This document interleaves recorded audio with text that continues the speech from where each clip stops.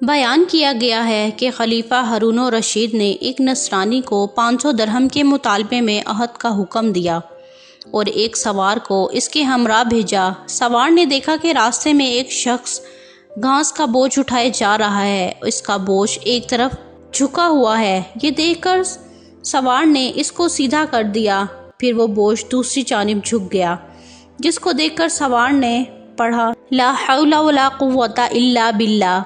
نصرانی نے اس کی زبان سے یہ کلمہ سن کر اس کلمہ کی بڑی عظمت کی۔ یہ دیکھ کر سوار نے اس نصرانی سے کہا کہ تم اس کلمے کی اس قدر عظمت کرتے ہو اور اس کو اتنا بابرکت سمجھتے ہو تو اللہ تعالیٰ پر ایمان کیوں نہیں لے آتے، جس کے نام کی عظمت سے اس کلمے کو یہ برکت حاصل ہوئی ہے۔ اس پر نصرانی نے جواب دیا کہ میں نے اس کلمے کو آسمان کے فرشتوں سے سیکھا ہے۔ یہ سن کر سوار کو بہت تعجب ہوا اور سوار نے خلیفہ کی خدمت میں حاضر ہو کر تمام واقعہ بیان کیا۔ خلیفہ نے نصرانی کو بلوا کر دریافت کیا کہ آخر تو نے یہ کلمہ فرشتوں سے کس طرح سیکھا ہے؟ تو اس نے بتایا کہ واقعہ یہ ہے کہ میرا ایک چچا بہت مالدار تھا اور اس کی ایک حسین لڑکی تھی۔ میں نے اس چچا زاد بہن کے لیے اپنے نکاح کا پیغام دیا، جس کو میرے چچا نے منظور نہ کیا اور اس کا نکاح دوسری جگہ کر دیا۔ چنانچہ شب و زواف میں اس کے شوہر کا انتقال ہو گیا۔ میں نے پھر اس سے نکاح کی درخواست کی، مگر ابھی بھی اس نے میری درخواست منظور نہ کی اور دوسری جگہ اس کا نکاح کر دیا گیا۔ اس کا وہ شوہر بھی اسی طرح شب و زواف میں بیوی کے پاس گیا اور مر گیا۔ پھر تیسرے شخص سے اس کا نکاح ہوا اور اس کے ساتھ بھی یہی واقعہ پیش آیا۔ اس کے بعد چوتھی مرتبہ میں نے اپنی عقد کا پیغام دیا تو مجبوراً چچا نے لڑکی کا عقد مجھ سے کر دیا، کیونکہ متبادر ان حادثات کے بعد کوئی دوسرا اس لڑکی سے عقد کرنے کو تیار نہ تھا۔ آخر میں نے دیکھا کہ خلوت کے وقت شیطان ایک گھرگھرا کی شکل میں ظاہر ہوا۔ اس نے زور سے ایک چیخ مار کر کہا، تو کہاں آیا ہے؟ میں نے جواب دیا، میں اپنی بیوی کے پاس آیا ہوں۔ تو وہ شیطان کہنے لگا، تجھے معلوم نہیں میں نے اس کے پہلے شوہروں کے ساتھ کیا معاملہ کیا ہے؟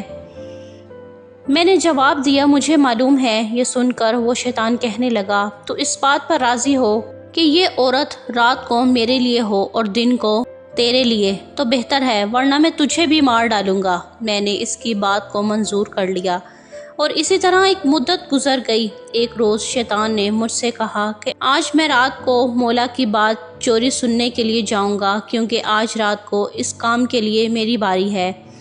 کیا تم بھی میرے ساتھ آسمان پر چلنے کو تیار ہو؟ میں نے جب اس پر اپنی رضامندی کا اظہار کیا تو شیطان نے ایک بڑی اونٹ کی شکل اختیار کر کے مجھے کہا، میری پشت پر مضبوطی سے سوار ہو جانا۔ چنانچہ جب میں اس پر سوار ہو گیا تو شیطان ہوا میں اڑنے لگا۔ اتنے میں مجھے فرشتوں کی آواز آئی کہ وہ کہہ رہے ہیں لا حول ولا قوت الا باللہ، جس کو سن کر شیطان واپس ہوا اور مرغی کی طرح زمین پر گر پڑا اور میں بھی اس کے قریب ہی جا کر گر پڑا۔ جب کچھ دیر کے بعد اس کو ہوش آیا تو کہنے لگا کہ تم اپنی آنکھیں بند کر لو۔ میں نے اپنی آنکھیں بند کر لی۔ اس کے بعد جب میں نے آنکھیں کھولی تو میں نے دیکھا کہ میں اپنے گھر کے دروازے پر موجود ہوں۔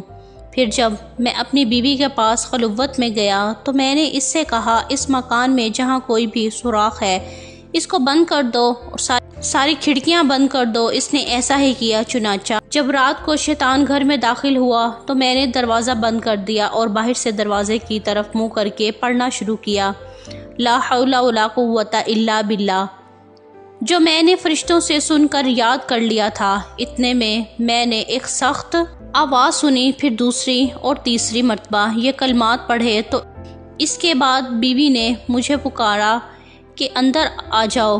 جب میں اندر گیا تو بیوی نے بیان کیا کہ تم نے پہلی مرتبہ لا حول ولا قوت الا باللہ پڑھا تھا تو شیطان نے یہاں سے بھاگنے کا راستہ تلاش کیا، مگر اسے کوئی راستہ نہیں ملا۔ جب دوسری مرتبہ تم نے لا حول ولا قوت الا باللہ پڑھا تو آسمان سے ایک آگ نے اتر کر شیطان کو گھیر لیا۔